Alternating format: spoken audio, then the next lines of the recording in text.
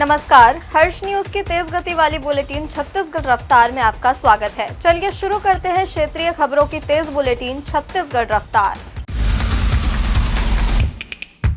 छत्तीसगढ़ के 2 खिलाड़ी आईपीएल में नजर आएंगे। इनमें से एक को तो धोनी से भी ज्यादा कीमत पर पंजाब की टीम ने अपने साथ लिया है। इनका नाम है शशांक सिंह। इससे पहले भी पंजाब से शशांक आईपीएल खेल चुके हैं। पंजाब ने शशांक को 5.5 करोड़ में रिटेन किया है, जबकि इस आईपीएल ऑक्शन में महेंद्र सिंह धोनी की कीमत 5 करोड़ रुपए रही है। शशांक के अलावा छत्तीसगढ़ के क्रिकेटर अजय मंडल को दिल्ली की टीम ने 30 लाख में लिया है। छत्तीसगढ़ सरकार मंगलवार यानी आज कैबिनेट की बैठक करने जा रही है। बैठक मंत्रालय में दोपहर 12 बजे आयोजित होगी। मुख्य रूप से इस बैठक में धान खरीदी में आ रही दिक्कतों को सीएम विष्णुदेव साय और अन्य मंत्री रिव्यू करेंगे। पिछले कुछ दिनों में सभी मंत्री अलग अलग इलाकों में धान खरीदी केंद्रों में गए हैं, लोगों से फीडबैक लेकर लौटे हैं। धान खरीदी में जो समस्याएं आ रही हैं उन पर चर्चा की जाएगी। वहीं कांग्रेस ने केंद्र के समर्थन मूल्य बढ़ाने पर साय सरकार से 3,217 रुपए प्रति क्विंटल में धान खरीदी की मांग की है। छत्तीसगढ़ के कांग्रेस प्रदेश अध्यक्ष दीपक बैज ने बताया कि 26 नवंबर से 26 जनवरी तक 60 दिवसीय राष्ट्रव्यापी संविधान रक्षक अभियान चलाया जाएगा। इस कैंपेन में 5 मुद्दों पर अभियान चलाया जाएगा, जिसमें संविधान और ST/SC समेत अन्य वर्गों को जागरूक किया जाएगा। दीपक बैज ने कहा कि पिछले दशक में भाजपा नेतृत्व वाली सरकार ने संविधान की नींव को कमजोर की है। सामाजिक न्याय, समानता और लोकतंत्र के प्रति अपनी प्रतिबद्धता को कमजोर करने के व्यवस्थित प्रयास किए गए हैं। बीजेपी सरकार की विफलता को उजागर करेंगे। अभिव्यक्ति की स्वतंत्रता और एजेंसियों का दुरुपयोग किया गया।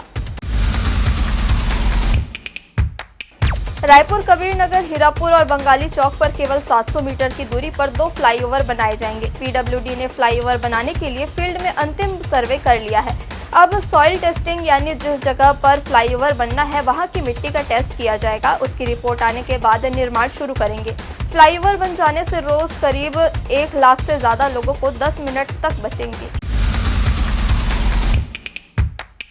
मुख्यमंत्री विष्णुदेव साय के नेतृत्व में छत्तीसगढ़ में धान खरीदी का सिलसिला अनवरत जारी है। 14 नवंबर से शुरू होने वाले धान खरीदी अभियान में अब तक 8.95 लाख मीट्रिक टन धान खरीदी हो चुकी है। राज्य में अब तक 1.91 लाख किसानों ने अपना धान बेचा है। धान खरीदी के एवज में किसानों को बैंक लिंकिंग व्यवस्था के तहत 1,575 करोड़ 16 लाख रुपए का भुगतान किया जा चुका है। धान खरीदी का यह अभियान 31 जनवरी 2025 तक चलेगा।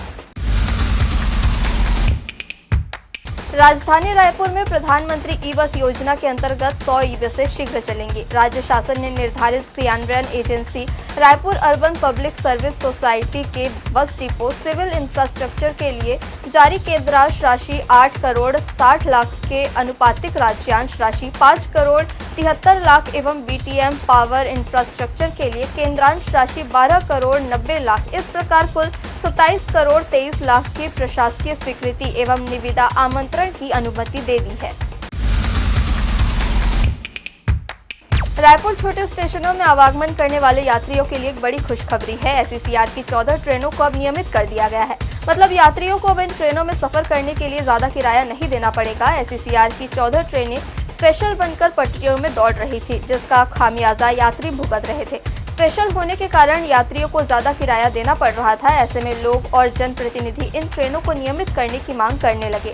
आखिरकार SECR ने स्पेशल के रूप में चल रही 14 पैसेंजर ट्रेनों को नियमित कर दिया है, जिसका सीधा लाभ यात्रियों को होगा। खासकर छोटे स्टेशनों में आवागमन करने वाले हजारों यात्री लाभान्वित होंगे। बिलासपुर इको फ्रेंडली जेल बनाने के लिए लघु, मध्यम तथा दीर्घकालिक अवधि लक्ष्यों को निर्धारित कर चरणबद्ध तरीके से काम शुरू कर दिया गया है। इसके पहले चरण में जल संरक्षण, जल संवर्धन, ऊर्जा संरक्षण, प्लास्टिक और पॉलीथीन मुक्त तथा रिसाइकलिंग का कार्य प्रारंभ कर दिया गया है। रिसाइकलिंग के लिए जेल स्टाफ और जेल में निरुद्ध बंदियों को प्रशिक्षित किया गया है। बिलासपुर केंद्रीय जेल की सप्लाई में प्लास्टिक एवं पॉलीथीन के उपयोग को न्यूनतम किया गया है।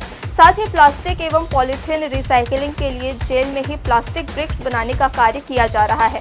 रेन वाटर हार्वेस्टिंग के लिए भी स्थानीय स्तर पर कार्य प्रारंभ कर दिया गया है। बिजली के दुरुपयोग को रोकने के लिए ऑडिट किया गया है। साथ ही जेल स्टाफ को प्रशिक्षण देकर जागरूक किया गया है। संविधान दिवस के अवसर पर पंडित जवाहरलाल नेहरू स्मृति मेडिकल कॉलेज ऑडिटोरियम में भव्य कार्यक्रम का आयोजन किया गया। रायपुर में पद यात्रा भी निकाली जा रही है। कार्यक्रम में मुख्यमंत्री विष्णुदेव साय, विधानसभा अध्यक्ष डॉक्टर रमन सिंह समेत कई नेता शामिल हुए। कार्यक्रम को संबोधित करते हुए सीएम साय ने सभी को संविधान दिवस की शुभकामनाएं दी। उन्होंने कहा कि छत्तीसगढ़ के महान विभूतियों ने संविधान निर्माण में योगदान दिया, उनको नमन करता हूं। सीएम साय ने कहा कि पीएम मोदी ने राष्ट्र स्तरीय हमारा संविधान हमारा स्वाभिमान टैगलाइन के साथ कार्यक्रम की शुरुआत की है। जन जन को संविधान की जागरूकता के लिए अभियान चलाया जा रहा है। इसके लिए मोदी जी को मैं धन्यवाद देता हूं। प्रदेश के वैध रेत खदानों का संचालन 16 अक्टूबर से शुरू हो चुका है, लेकिन आरंग क्षेत्र के रेत खदानों में रेत माफिया इतने सक्रिय हो गए हैं कि रेत खदानों को अवैध रूप से संचालित करने के तरीके ढूंढ रहे हैं। कुछ दिन पहले आरंग के गौरभाट रेत खदान को ग्रामीणों द्वारा अवैध रूप से नीलाम करने का मामला सामने आया था, जिसके बाद शासन प्रशासन से लेकर रेत माफियाओं में हड़कंप मच गया था। आनन फानन में गौरभाट रेत खदान की अवैध नीलामी की जांच शुरू की गई, लेकिन अभी तक जांच रिपोर्ट सामने नहीं आई है। इसके कारण दोषियों पर अब तक कोई कार्रवाई नहीं हो सकी है।